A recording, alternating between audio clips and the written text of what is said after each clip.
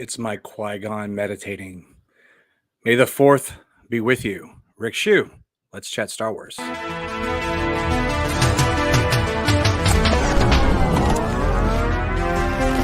Everybody come on, let's get down.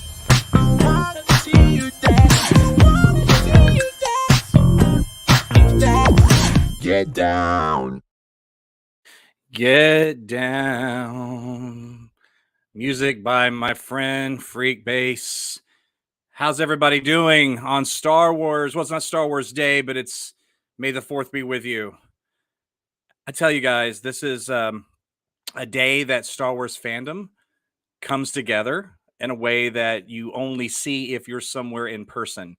What I mean by that, if you're at Celebration or you're at an early screening of one of the films or what have you, in person, you'll see the way fandom actually unites in real life, right? So we live in this crazy world where we let such a small percentage of the toxic fandom drive the narrative of Star Wars fandom that we kind of get lost that this really is a badass community of fans. And truly, it's the best fans on the planet. And I thought I'd just start this discussion off with a little solo thing, pardon the pun here, but I want to play something that is to kind of get this thing started, to get the conversation rolling, right? The best score of all time, at least in the top three. I think it's probably the best, although John Williams' Superman is up there. Danny Elfman's Batman. Hans Zimmer, there's some great ones, guys. They're all Batman, Superman, and Star Wars, though. The very first movie I saw in the theater, and I'm going to get to more of that in a second, was actually Empire Strikes Back. So let's just take a moment and take in that opening crawl of one of the greatest Star Wars films of all time and the first one that I saw in the theater. Let's roll. I mean, come on.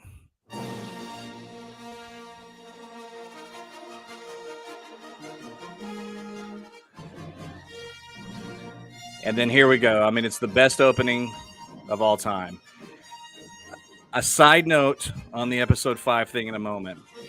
But every single time one of the episodic Skywalker films came out, every single time, from the original trilogy that I saw largely in the theater, I saw all in the theater actually, to the re-releases, the special editions in the late 90s, 96, 97, and to the prequels and on to the sequel trilogy.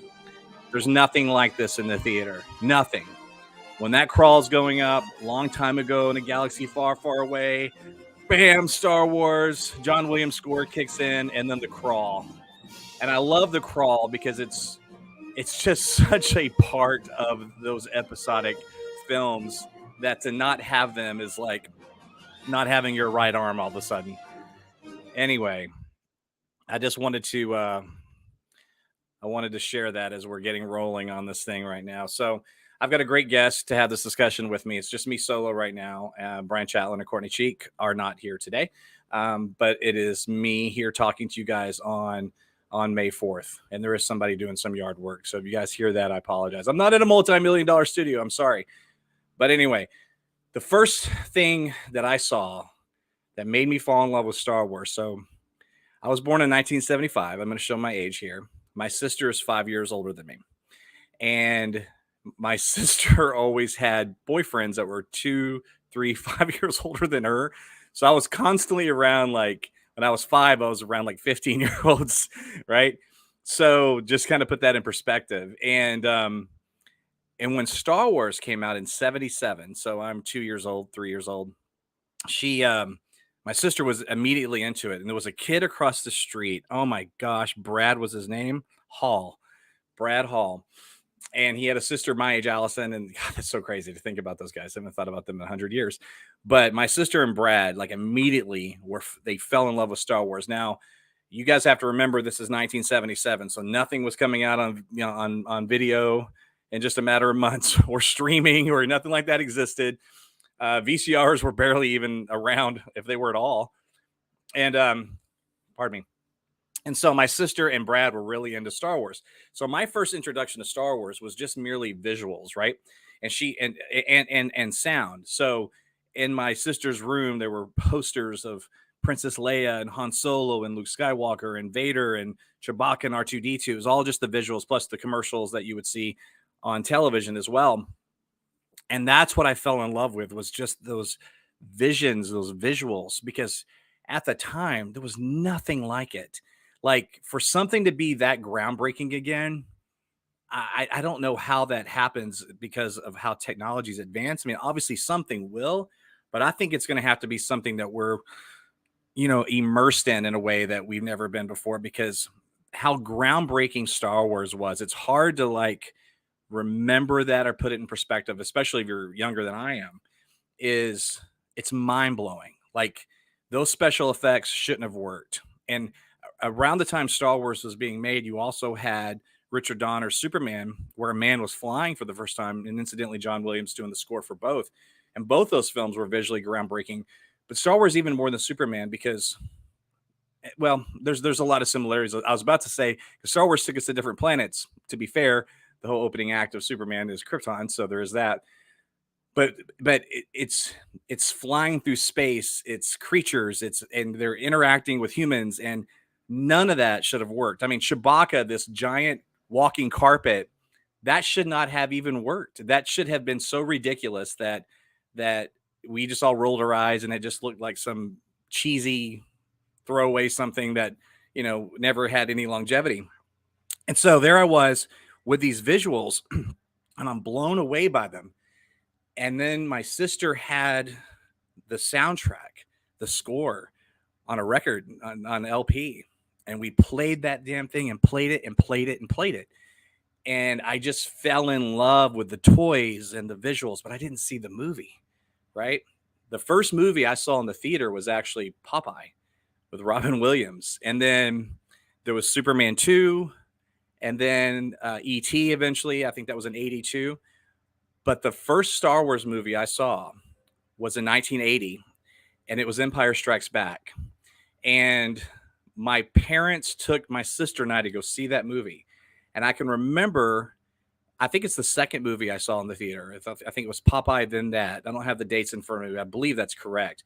But I remember standing there with popcorn, and I'm going, oh my God, I get to see, because I had not seen the first one yet. There's no video. There's no way to watch it. And it's not in the theaters anymore. And so I'm watching Empire Strikes Back. And so I remember the episode 5 coming up. And keep in mind, the original release of Star Wars, on that crawl, it didn't say episode 4. There was no A New Hope. It just had the crawl. So when Empire came out, it was like, what does that mean now? I didn't have a frame of reference. I didn't see the other one, but I can remember the chatter around me. And I remember that was also when I learned what a Roman numeral was. I was like, what is V, right? It's 5. And at the end of that film, I think I just sat in the chair. I'm pretty sure my parents had to like force me out of that chair, because I had never experienced anything like that in my life. I mean, I was blown away. And I knew enough about the characters because of my sister and the toys and the talk about it and the score to understand at least where they had been. And so to also be in the theater when that reveal happens, that Vader's Luke's father, I was there. And I was there in a room full of people that had no damn clue that was going to happen. And I'll tell you, that's a moment and sitting in a movie theater that you can never recapture, especially something like that. First of all, that would leak today, probably.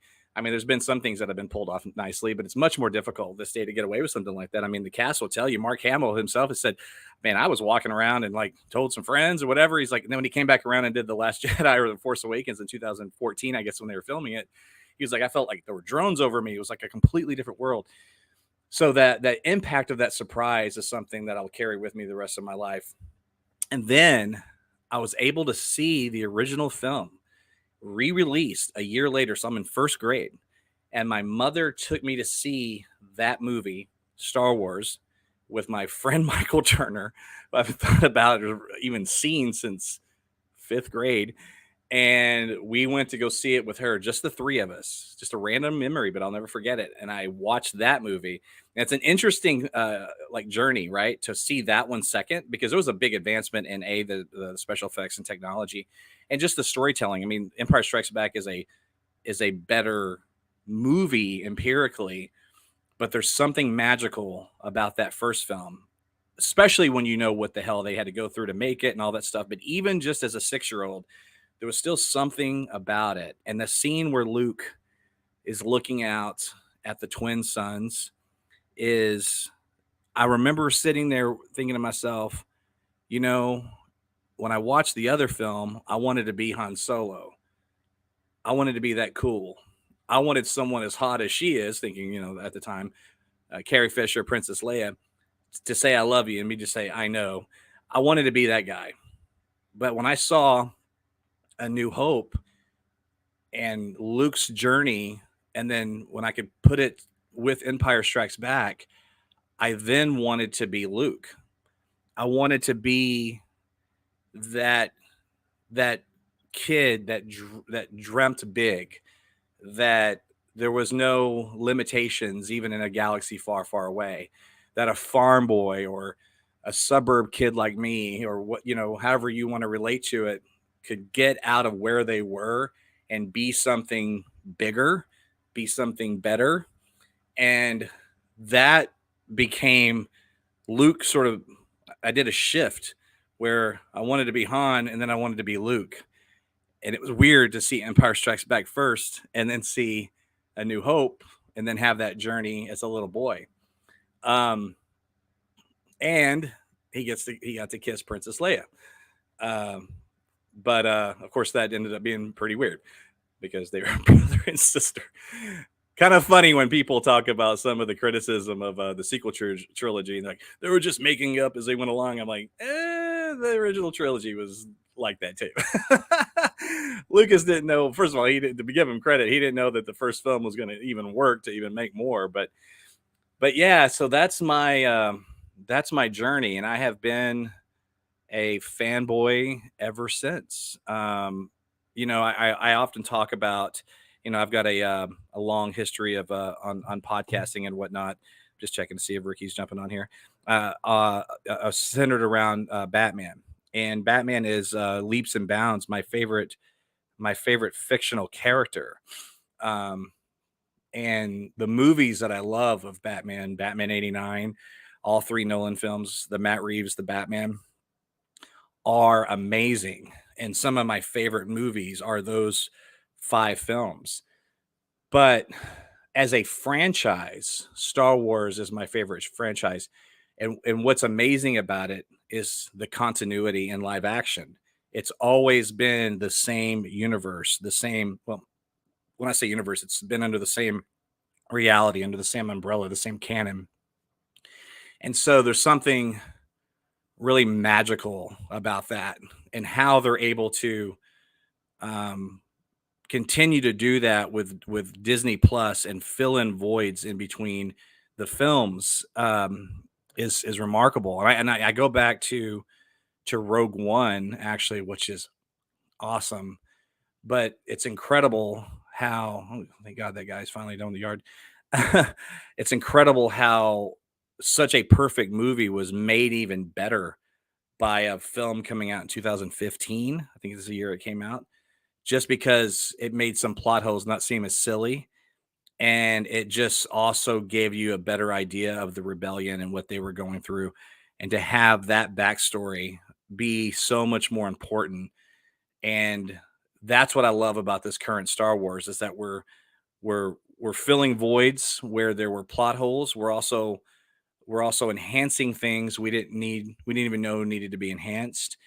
And as a fan, personally, for me, this is the best time to be alive. This is we're in the golden age of Star Wars. I really do believe that. So, gosh, been a fan since I was 5, and I'm as big of a fan now as I've ever been. Today is, as we know, May 4th, 2023. Carrie Fisher is actually getting her Hollywood star today. I don't know exactly what time that's transpiring, but that's really, really cool that is happening today. Long overdue. Really cool for them to choose today to do it. So let's all kind of keep our eye for that. And today's the day where all kinds of fun news is dropping. So as we're waiting on Ricky here, I'll share something with you guys that was just dropped today. It was an it was an exclusive by Empire, and we're talking about we were just talking about Andor or Rogue One. I'm sorry, enhancing enhancing A New Hope, and little did we know that this awesome show called Andor could somehow enhance Rogue One, which ultimately enhances A New Hope. If you follow me, and so, but of the many miraculous things about Andor, uh, Tony Gilroy's astonishing Star Wars series exploring the rising rebellion in the 5 years before Luke exploded the Death Star, is how gripping it was. Now, with the filming of Andor 2 set to skip a year every few episodes, moving beyond the midway point, and he's teased that the final block of the 3 episodes will specifically cover it'll specifically cover just the days leading up to Rogue One. So that's pretty cool. I had a feeling that was going to happen. So obviously, there's not going to be a a season 3 of Andor. Probably okay. We don't need it. I would assume we're not going to need it anyway, because the story will be told. But they're doing very much the same thing with this as Rogue One did with A New Hope, in the sense that it is. I mean, if you watch Rogue One, at the end of that movie, it backs quite literally right up to A New Hope. So it kind of sounds like that's what we have going on with Andor here. Um, but guys, I'm so excited. And when I talk about it being the golden age, you just think about the content that we have gotten, even stuff that you may not like. Star Wars has been contentious, pardon me, since at least the prequels. Apparently it was a contentious time with the Ewoks. I didn't live that. I was 8 years old, and I loved it. When I learned as an adult that was bounced around at one point to be the Wookiees, that certainly threw a wrench in things. And I thought, man, that would have been much more cool, like cooler to have that. But that's also the way I was looking at it as a guy in my 30s or 20s or however old I was, not really thinking clearly on that. But I mean, with the prequels, it was such a backlash with those films that, I mean, Lucas kind of ultimately walked away from the franchise as a result of it. But um, so that's nothing new, right? In terms of fans. So yeah, not we're not gonna like everything, but if you just kind of look at the body of work that we're getting from the sequel trilogy to Rogue One to the Mandalorian, which is awesome, to Book of Boba Fett, which I really liked. I think it's underrated. I hope we see more of it. I'm not sure if we'll get a season 2 of that necessarily, or if that's just more intertwined with season 4 of Mando. Remains to be seen. But obviously, we want to see him back, and I want to see the journey of some of the other characters that were in there with him as well. Ahsoka's around the corner.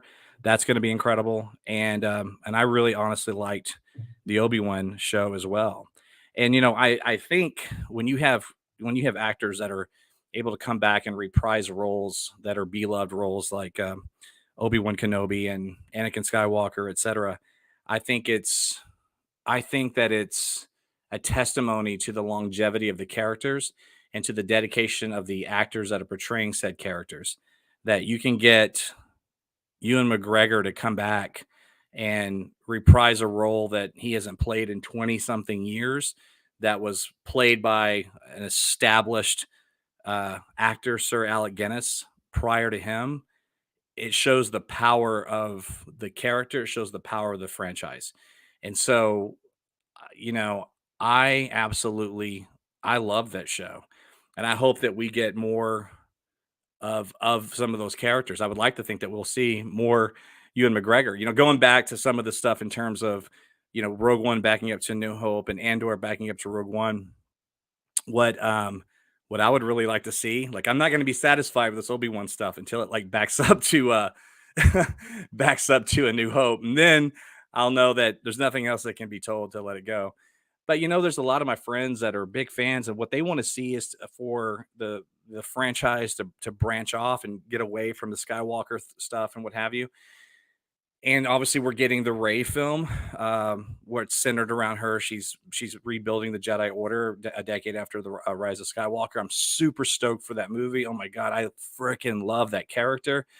I love all three of those films. I really genuinely do. I love her journey. I don't care why it was written because of backlash, this, whatever. I don't give a shit. I just freaking love it. And I love her character. And so I'm very excited to see where that goes. But in terms of that criticism, what I would say is that, um, it's one of those things where I'm of the opinion that if it works, then what difference does it make? If it's still good, I don't care if it's centered around those characters and that timeline and what have you. I don't care if we go back to Tatooine 1,000 times. I don't care. All I care about is the quality. Is make sure that it's good. But I understand the criticism a little bit, I guess. But again, at the end of the day, I just want good quality, and so far I'm getting it. All right, so we're gonna try to check in on our guest here, Mr. Ricky Church, and see where he's at. And again, this is just one of those days where I just love Star Wars, and I I really love days like this where we can celebrate. And my wife texted me and said we're gonna watch Star Wars tonight, and she's not really a Star Wars fan. I'm like, Jen wants to watch Star Wars because she's a badass. But anyway, guys, I would love to hear from y'all. Like, sound off on the comments below if you're watching this on Twitter or Facebook or what have you, and let me know. I want to what I want to hear from you guys is what is um what is your memory? Like, what got you into Star Wars? Why do you love the franchise? Because we come from such different generations of it. Like my nephews, my sister's kids, my sister's boys. The oldest is now like 27, and they came up with the prequels, and that's their films. My daughters are 11 and 9, and even though they're not really heavily into Star Wars necessarily, what they do like is the sequels. They like Rey, they like Kylo, right? So that's how they're introduced to it. So where that journey takes them, I don't know, but I guarantee you that they're going to want to go see the Rey film for sure. And that's the beautiful thing about this also, is that all these different movies, all these different trilogies, right? They really set us up for I mean, it's giving each generation a gift and saying, this is your Star Wars. Okay, this is your Star Wars. This one's your Star Wars. And there's something really beautiful about that. And that's what sometimes us fans don't understand, is that we are, for each of these new trilogies that are coming out in new films, it's bringing in tens of thousands, of not hundreds of thousands, of not millions of new fans. And why it might lose some in the process, maybe some people just get too old and get disinterested. It is such a beautiful thing that a franchise has this kind of longevity, and they can bring in so many other fans. So anyway, guys, look, my guest was supposed to be on at this point, not quite here. So what I'm going to do is I'm gonna break this up a little bit. I'll just do another live stream when he can talk. But in the meantime, what I would love and come back and revisit is for you guys to let me know. Like, if you're watching this on Twitter or Facebook or YouTube, whatever, sound off and talk, share it, share your stories, share your Star Wars story. What made you fall in love with the franchise? Right? I would love to hear it. So I'm gonna back off for now, and I'm gonna reconvene when my guest is ready. But until then, may the fourth be with you. And who knows? Let's get an update on the Carrie Fisher Hollywood star situation, and maybe there's something cool going on there. All right, I'm Rick Shew. We will see you here shortly with Ricky Church from Flickering Myth. Tune back in.